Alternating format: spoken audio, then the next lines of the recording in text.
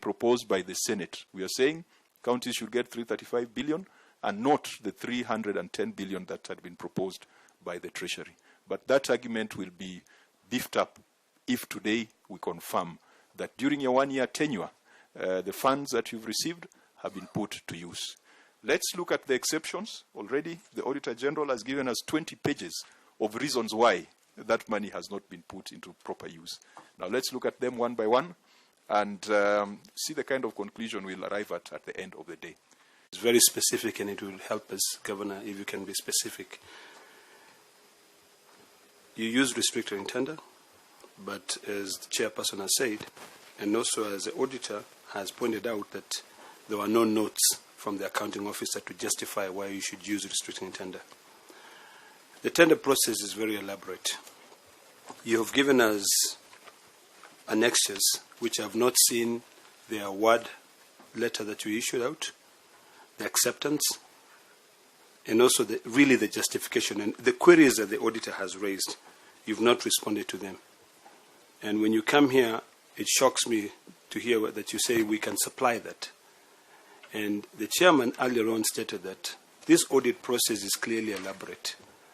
Which brings me now to my question. Were you part of the audit process? And why is it that now these documents are readily available here, yet were not available to the auditors at the time of the audit, and even 14 days later, which the law provides you for 14 days later to be able to submit documents to the auditor in case there are issues that you feel that the auditors overlooked?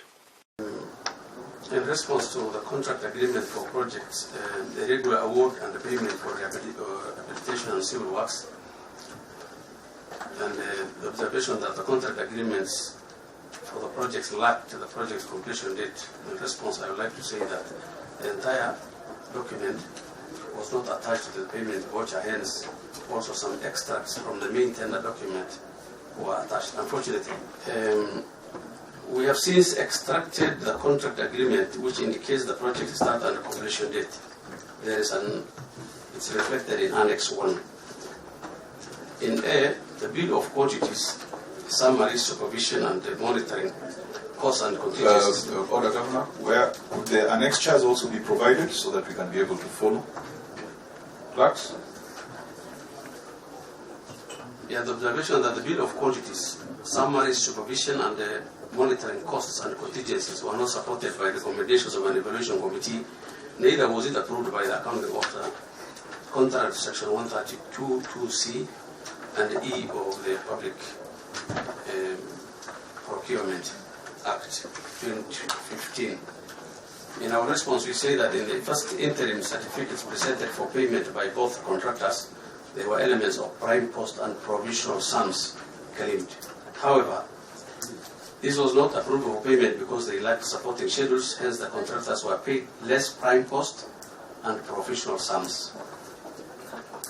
And B, there was no accounting officer's recommendations or any reason for the use of restricted tendering as required by Section 102A to D of the Public Procurement. Just point of order, Chair.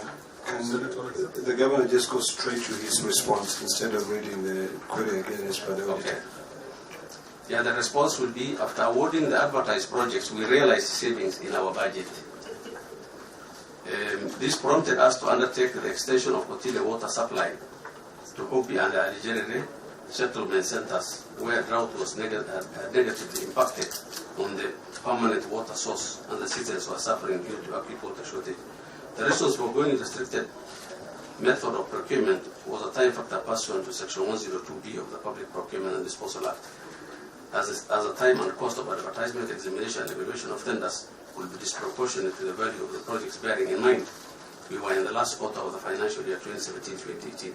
We found it necessary to use the restricted tendering method to realize the implementation of this particular project.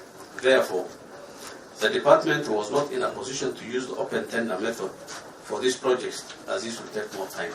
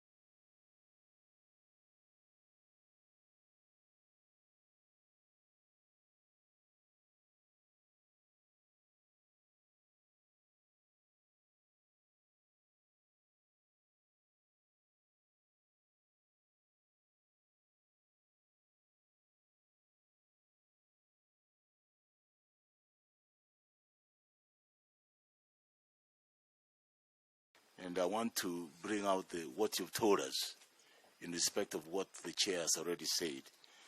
Adequacy and effectiveness of the internal control system. Adequacy and effectiveness of the entity's risk management. And 3, likely causes of any weaknesses observed, implications, and agreed remedies.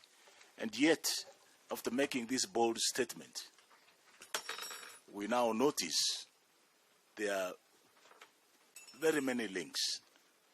For instance, the water drilling and the boreholes. I happen to have worked in that region, and I know the water table is fairly reasonably high.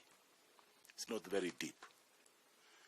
And it's full of silt, and therefore it's important that you get clean water. Why didn't you go through this process? Because you knew, as one of your co-mandates in the provision of water to Garissa County, why do you have to leave it until the last tail end of the financial term, and then you hurry up going for single sourcing? Noted that this was in response to a drought situation which was already in existence.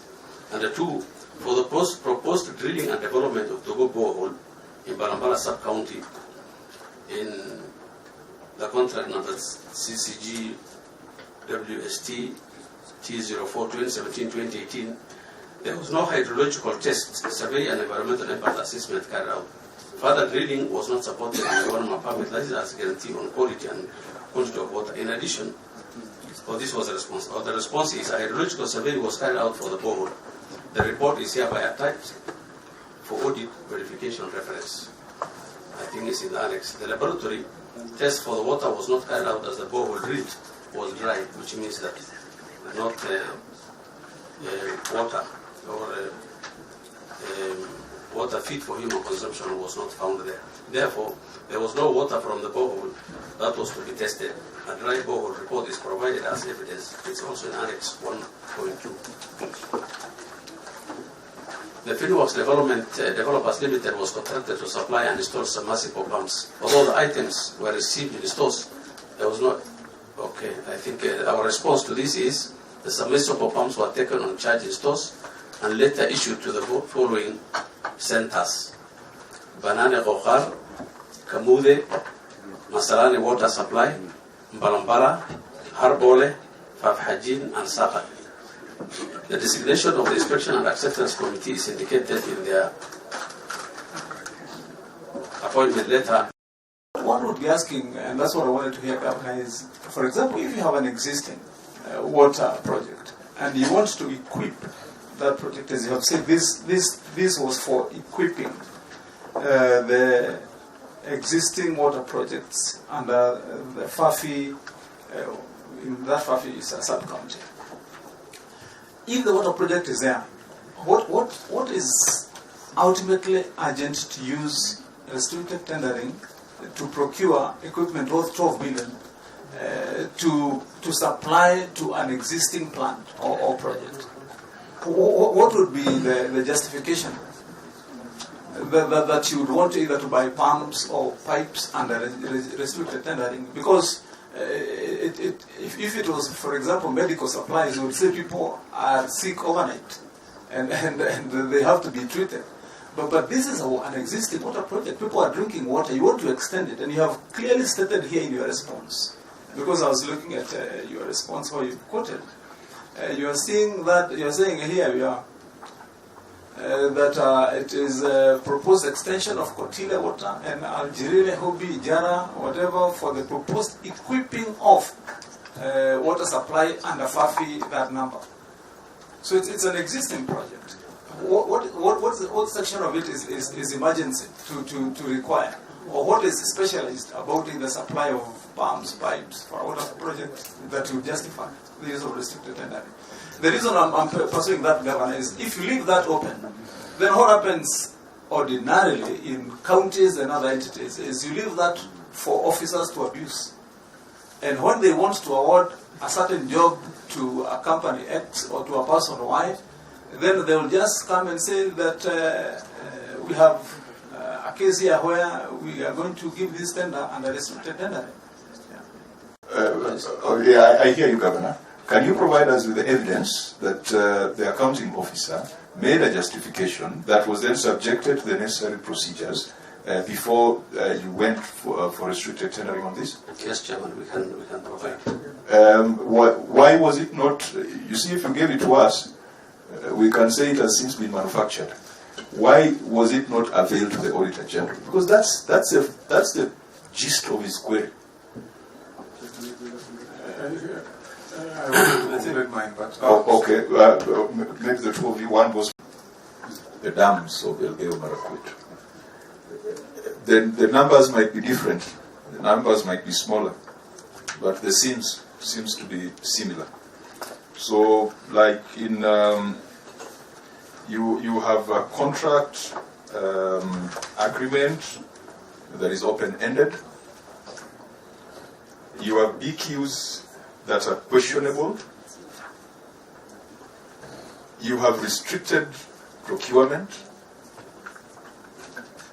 And you have a situation where hydrological surveys has not been done. And certain quality tests have not been provided. And you have also a situation where items have been received, but the issues have not been properly accounted for. As messy as their roads and Kimware's, I mean, it's just the same trade, the same pattern of discrepancies. And so it cannot just be an issue of saying that the documents were finally found, and so Senate, here are the documents. I think that we need to look at this a little bit keenly. So then, you see, we are supposed to be having a conversation with you, Governor, on how to enhance the revenue that goes to counties, and how to enhance the transfer of functions to Garissa County, and not spend an entire morning arguing over paperwork, things that the Auditor General ought to have done. I find it difficult, members, to engage in this conversation, and it becomes frustrating because we are seeing this across 47 counties, doing things that ought to have been done during the audit period. Now, Governor, you must ask the people, your accounting officer, your CC Finance, your Chief Officer Finance, what they were doing and why they did not provide these documents to the Auditor General at that time. And why are they being brought to the Senate? I mean, we are not auditors. We are a bunch of politicians. We are a bunch of pragmatists. What we are looking out for is value for money. I want to make that very clear so that even as we go into subsequent issues, it is not enough for you to tell us that the document has since been provided. Because we will reach the conclusion that the document has since been manufactured. And if documents are manufactured to satisfy the Senate, then there has to be very serious implications in line with the law. I think we need to establish that audit is a process. All these things ought to have been done then. Now, I want to allow my members to